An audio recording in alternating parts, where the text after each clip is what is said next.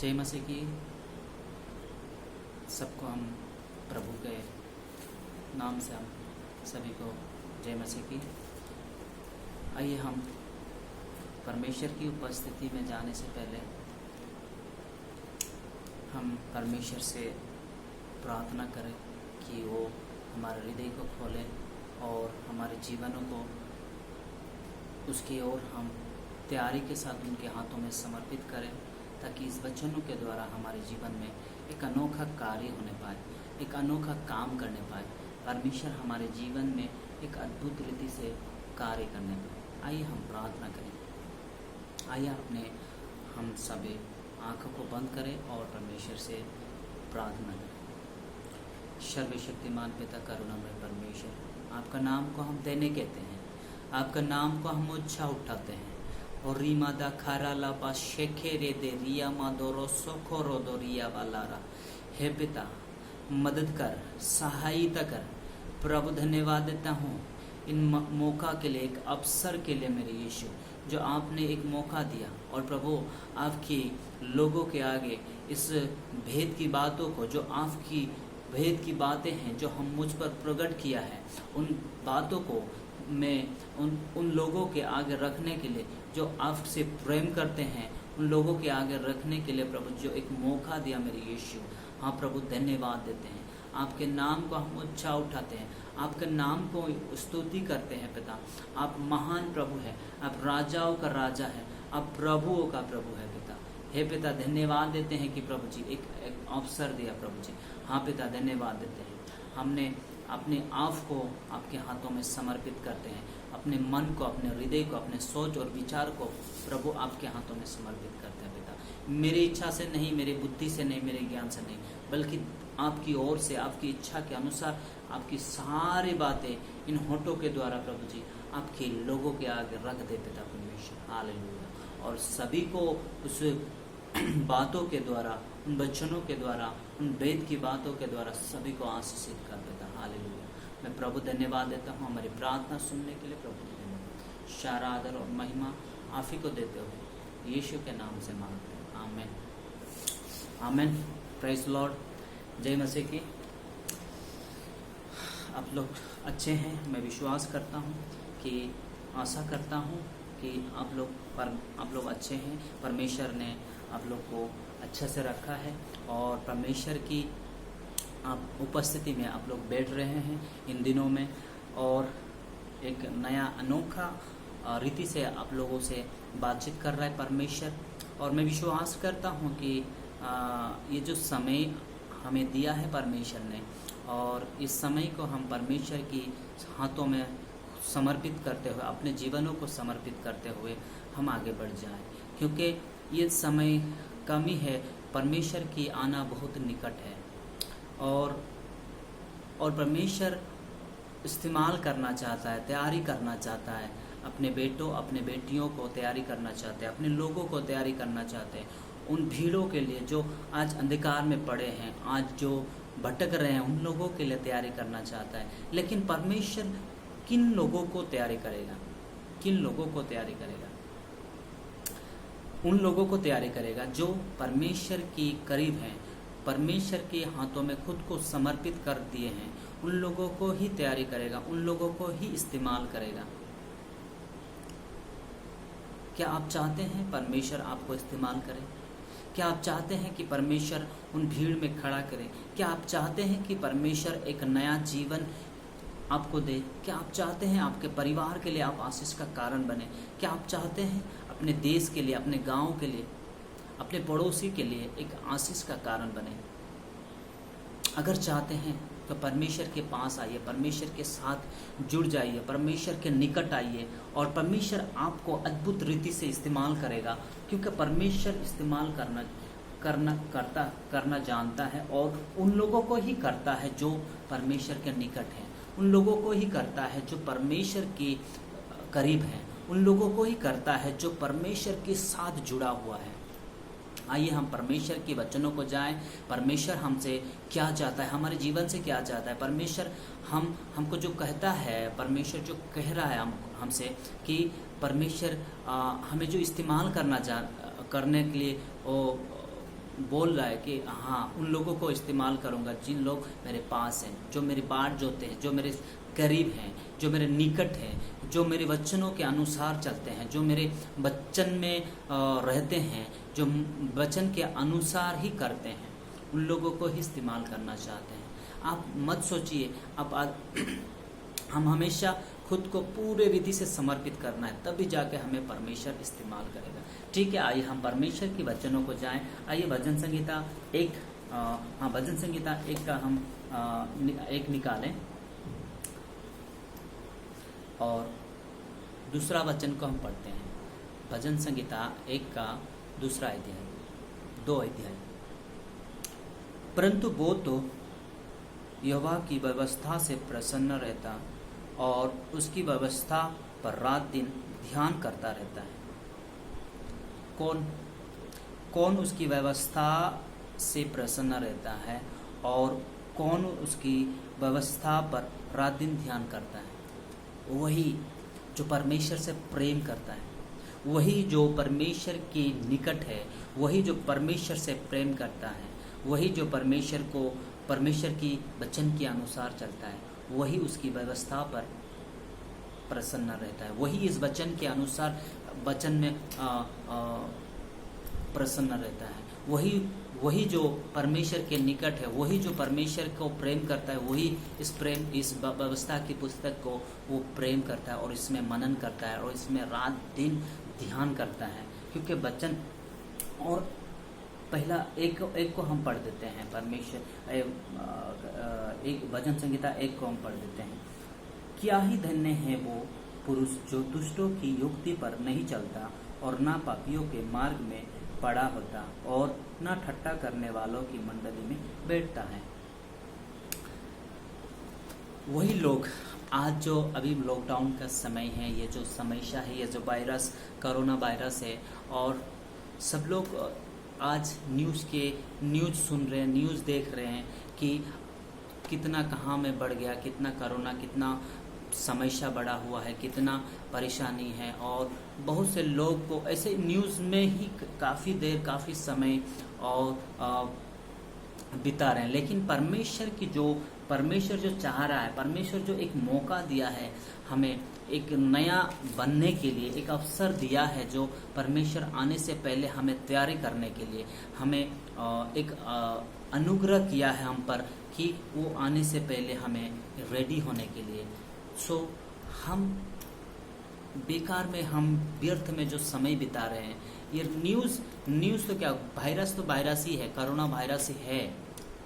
ये नहीं कि हम उसके लिए डर जाएं, ये नहीं कि हम उसको आज कितना बड़ा, काल कितना बड़ा, इसको हम जानकारी रखना हमारे लिए कोई ज़रूरत नहीं है। हमें सब बस ये ज़रूरत है कि परमेश्वर की उपस्थिति में आना, परमेश्वर की आराधना करना, परमेश्वर को प्रसन्न करना, बस यही हमारे लिए ज़रूरत है। और हम जब परमेश्वर की आराधना करेंगे, परमेश्वर की जब उपस्थिति में आएंगे, परमेश्वर जब हमें एक नया जो बनाना जा रहा है, और उसी हिसाब से अगर हम चलेंगे, तो परमेश्वर जो एक वायरस है, वो कोरोना वायरस दूर हो जाएगा। वो उसकी इच्छा है, परमेश्वर की इच्छा है। हम नहीं कर सकते हैं हम नहीं कर सकते कि परमेश्वर की जो इच्छा को हम बदल नहीं सकते। प्रार्थना में उनकी इच्छा को हम नहीं बदल सकते। परमेश्वर की इच्छा है, उसकी इच्छा है, हम प्रार्थना में करें कि परमेश्वर जैसा आपकी इच्छा है उसी प्रकार होने पाए। लेकिन परमेश्वर इन दिनों में हमें तैयारी कर, इन दिनों में हमें एक नया मौका दे, एक नया जीवन जीने में मदद कर, एक प्रभावशाली जीवन जीने में मदद कर। आइए हम उसके निकट आए हम उसके समीप आए, उसकी व्यवस्था पे मन लगाएं, उसके वचनों पे मन लगाएं और उसकी ओर हम फिरें। एक नया जीवन जीने के लिए एक अवसर दिया है परमेश्वर ने। इस अवसर को आप व्यर्थ जाने ना दीजिए। मोबाइलों में, न्यूज़ों में, चर्चों में नहीं, व्यर्थ बातों की चर्चा करना हमारे लिए ठीक नहीं है। समय को व्यर्थ जाने ना दीजिए, क्योंकि परमेश्वर ने कहा है समय का बहुमूल्य जान। इसीलिए परमेश्वर कहता है जो मेरी बाट जोते हैं वो कभी थकित नहीं होते हैं, कोई श्रमित नहीं होते, वो नया बल प्राप्त करते हैं। इस समय आपकी बाट जोना समय है, अब बाट जोइए, नया बल प्राप्त कीजिए और अपने लोगों के लिए आशीष का कारण, अपने आस पड़ोस के लिए आशीष का कारण बनिए। आपको इस्तेमाल करना चाहता है परमेश्वर।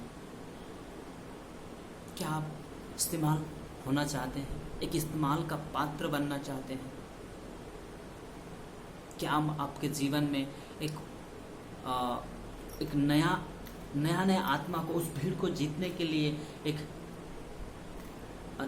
ख्वाहिश जग रहा है?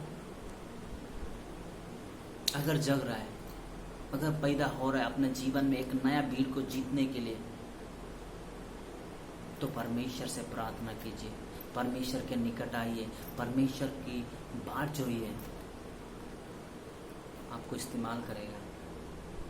इस व्यवस्था की पुस्तक में मन लगाइए, क्योंकि जो ये व्यवस्था की पुस्तक में मन लगाता है, जो ये व्यवस्था की पुस्तक पर जो ध्यान देता है, जो रात दिन ध्यान देता है, तो नीचे लिखा है वो किस प्रकार से होता है। आइए हम पढ़ देते हैं 3 पद को। वो उस ब्रिज के समान है जो पहली बहती नालियों के किनारे लगाया गया है और अपनी ऋतु में फलता है और जिसके पत्ते कभी मुरझाते नहीं, इसीलिए जो कुछ वो पुरुष करे वो सफल होता है। आमीन। वचन लिखा है जो परमेश्वर की व्यवस्था पे प्रसन्न रहता है, जो व्यवस्था में, जो परमेश्वर की इस पुस्तक में, जो इस वचन में जो हमेशा ध्यान देता रहता है, तो उस वृक्ष के समान होता है। वो उस वृक्ष के समान जो नालियों के बहती नालियों के किनारे लगाया जाता है और उसका जड़ जो उस पानी में जाके लगा होता है और उसके पत्ते कभी मुरझाते नहीं, वो हमेशा हरा भरा रहता है। हाँ मेरे प्रियो, अगर परमेश्वर के साथ आप बना रहेंगे, अगर परमेश्वर के साथ आप जुड़ा रहेंगे, अब अगर परमेश्वर के साथ वचनों के अनुसार चलेंगे, तो परमेश्वर आपको मुरझाने वाला नहीं, आप तरोताजा बनाएगा, तरोताजा बना कर रखेगा। आप हमेशा सफलता व्यक्ति बनोगे, आप हमेशा नई नई आत्माओं को जीतने वाला व्यक्ति बनोगे, एक नए नए अद्भुत काम करने वाला व्यक्ति बनोगे। अब परमेश्वर के साथ, परमेश्वर के निकट आइए और परमेश्वर की बात जोइए, ताकि परमेश्वर जिस प्रकार चाहता है, जो पुरुष इसीलिए जो कुछ वो पुरुष करे वो सफलता होता है। कौन सा पुरुष जो इस व्यवस्था की पुस्तक पे, इस वचनों के अनुसार चलता है, जो वचन के आधार पे चलता है, वही जाके उसका ही काम सफल होता है, उसका ही प्रार्थना सुनी जाती है, उसका ही परिवार को शांति से रखता है, उसका ही देश को शांति से रखता है, उसका ही कलेशिया को शांति से। और कलेशिया एक अद्भुत रीति हर एक विश्वासी को एक चमत्कारी, एक अद्भुत रीति से इस्तेमाल करता है, जो बाट जोता है परमेश्वर, जो परमेश्वर की वचनों में मनन करता है, ध्यान देता है और क्योंकि परमेश्वर के वचन कहता है सच्ची दाखलता, परमेश्वर सच्ची दाखलता है, यीशु सच्ची दाखलता है, और जब डाली उसके साथ बना रहता है तभी जाके फल लाता है। आमीन। अगर हम उस डाली में बना ना रहेंगे तो फल ला नहीं सकेंगे, कभी नहीं। इसीलिए हम उसके साथ बना रहना चाहिए और हमें बना रहना है, तब जाके हम फल ला सकते हैं। हम उसके बिना कुछ नहीं कर सकते, हम उसके बिना कुछ भी नहीं हैं, हम खुद की इच्छा को नहीं पूरा कर सकते हैं। इसीलिए परमेश्वर की इच्छा पे हम छोड़ देना चाहिए। परमेश्वर की इच्छा क्या है, उस इच्छा को हम जानना जरूरी है। उस इच्छा को, उस योजना को आपके लिए क्या योजना है, आपके लिए परमेश्वर की योजना क्या है, आपके लिए आपको क्या बनाना चाहता है, ये आपको इंतजार कीजिए। इसी के लिए प्रभु के और समीप आइए कि परमेश्वर से प्रार्थना कीजिए, प्रभु मेरे लिए आपकी योजना क्या है, मेरे लिए आपकी इच्छा क्या है।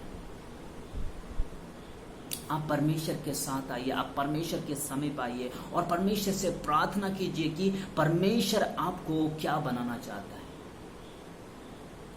आप दुनिया की बातों की ओर ध्यान ना दीजिए, दुनिया की बातों की ओर मगन ना होइए। परमेश्वर की वचन में मगन हो जाइए, परमेश्वर की आराधना में मगन हो जाइए, परमेश्वर की महिमा करने में मगन हो जाइए और परमेश्वर की बात जोइए। परमेश्वर आपको एक अद्भुत रीति से, एक अनोखा रीति से परमेश्वर काम करना चाहता है। हाँ, मैं आपसे कहता हूँ, आप लोगों से कहता हूँ, परमेश्वर आपको एक नया जीवन देने जा रहा है। परमेश्वर आपकी मिनिस्ट्री को एक मिराकल मिनिस्ट्री बनाने जा रहा है। परमेश्वर आपकी मिनिस्ट्री को एक चमत्कारी मिनिस्ट्री बनाने जा रहा है।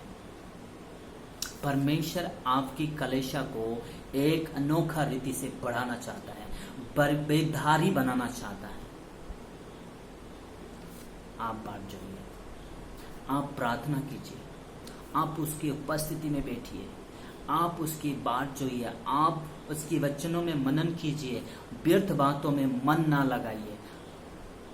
एक नया जीवन जीने में मदद करेगा परमेश्वर। आप प्रार्थनाओं में कीजिए, आपकी कलेशा सही हो जाएगा, आपकी जगह गांव सही हो जाएगा, आपके घर सही हो जाएगा। परमेश्वर की बात जोइए, परमेश्वर की प्रार्थनाओं में लगे रात दिन। आपका मिनिस्ट्री अगर मिराकल, एक चंगाई वाला, एक चमत्कार मिनिस्ट्री बनाना चाहता है तो परमेश्वर ही कर सकता है, और परमेश्वर कर सकता है, और उसी को कर सकता है जो परमेश्वर की निकट आता है, जो परमेश्वर की सामने बैठता है, उसकी वचन में मनन करता है।